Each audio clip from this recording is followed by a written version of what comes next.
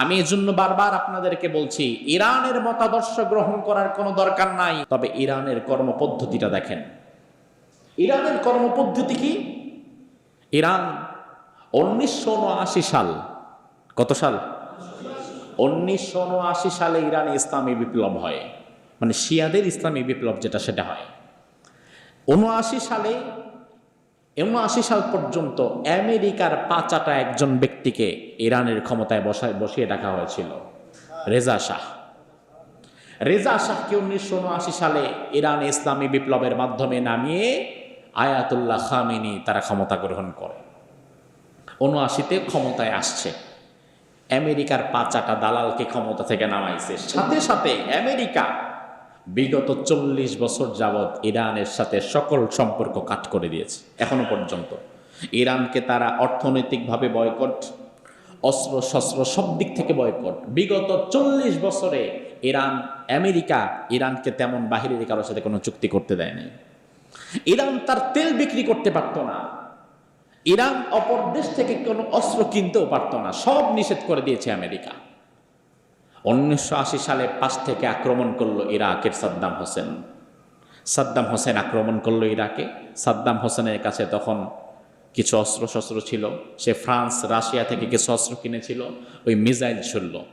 সাদ্দাম হোসেন চেষ্টা করলো যে ইরানের আরও কিছু জায়গা জমি যদি আমার নিজের করে নেওয়া যায়। ওই মুহূর্তে ইরানের কাছে পয়সাও নাই, অস্ত্রও নাই। সাদ্দাম হোসেনের মিসাইল একের পরে এক আসছে, ঠেকাবার মতো ক্ষমতাও নাই, যে কিনবে তারও জায়গা নাই, কারণ কেউ বিক্রি করবে না, আমেরিকা নিষেধ করে দিচ্ছে। এই মুহূর্তে ইরান খুব কষ্টে লিবিয়া আর দক্ষিণ কোরিয়া থেকে গোপনে কিছু অস্ত্রশস্ত্র কিনে।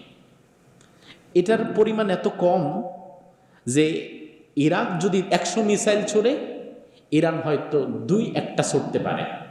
ইরান দেখলো না, এইভাবে কোনোদিন টেকা যাবে না।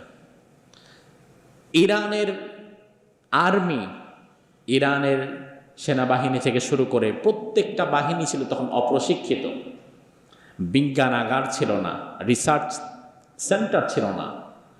ইরান ওই মুহূর্তে চিন্তা করলো যে নিজেদের অস্তিত্ব টিকিয়ে রাখতে গেলে কোন দেশ থেকে অস্ত্র আনতে পারবো এইগুলা না ভেবে নিজের দেশকে এখন অস্ত্র তৈরি করতে হবে। আপনাকে আমি কেন বললাম যে আদর্শ গ্রহণ করা দরকার নাই, কর্মপদ্ধতি গ্রহণ করেন, সফল হবেন। ইরান দেখলো আমেরিকা যেইভাবে আমার উপরে স্যাংশন দিছে, আমি অন্য কোনো দেশ থেকে কেউ আমার ভারী অস্ত্র দিবেও না, আমি কিনতেও পারবো না, আমার টাকাও নাই, আবার টাকা হইলে আমার সুযোগও নাই, কিনতে দিবে না। এখন নিজেদেরকে বাঁচতে হলে অস্ত্র বানাতে হবে। অস্ত্র বানাবো কিভাবে? আমার বাহিনীরা অপ্রশিক্ষিত, আমার রিসার্চ সেন্টার নাই, আমার বিজ্ঞানাগার নাই, আমার সায়েন্টিস্ট নাই। ওই মুহূর্তে ইরান একটা চমৎকার সিদ্ধান্ত নিল, তারা রিভার্স ইঞ্জিনিয়ারিং করলো। রিভার্স ইঞ্জিনিয়ারিং মানে হচ্ছে ওই যে লিবিয়ার উত্তর কোরিয়া থেকে যেই অস্ত্রশস্ত্র কিনছে অল্প কিছু, এরা করলো কি, এগুলা বসে এগুলা খুব ধীরে সুস্থে খুলতে লাগলো, যে দেখি কোনটা কি লাগাইছে, কোনটার পরে কোনটা দিছে, এটা কোন জায়গায় কি ফিট করছে, কতটুকু দিছে। এভাবে এটাকে রিভার্স ইঞ্জিনিয়ারিং করলো। একটা অস্ত্রকে খুলে খুলে খুলে খুলে খুলে খুলে পার্ট বাই পার্ট করলো, সব কিছু দেখলো, এরপরে আবার এটাকে লাগালো। এরপরে চিন্তা করলো যে তাহলে আমরাও কিভাবে কিছু বানাইতে পারি কিনা, করতে পারি কিনা। সেই চেষ্টা থেকে ইরান 1000 বার ব্যর্থ হয়েছে, পারে নাই, আবার ব্যর্থ হয়েছে, পারে নাই, আবার ব্যর্থ হয়েছে, পারে নাই, টাকা পয়সা নষ্ট হয়েছে, ব্যর্থ হয়েছে। কিন্তু বান্দা যখন কোনো এক কাজে 1000 বার চেষ্টা করে, ওই কাজে তাকে সফলতা দেয় কি? এমন চোর আছে দেখবেন 10 বছর চুরি করছে, জীবনে কোনোদিন ধরা পড়ে নাই, মানে চুরি বিদ্যায় সে একজন মহাবিদ্যাবান। এমন আছে না নাই? তার কারণ কি? এই কাজে এই বান্দা এত বেশি চেষ্টা করছে, আল্লাহ এই কাজের এমন কিছু জ্ঞান তারে দিছে যেটা বাইরের কাউরে দেয় নাই। তো বান্দা যেদিকে চেষ্টা করবে আল্লাহ তার ওদিকে দিয়ে দিবে।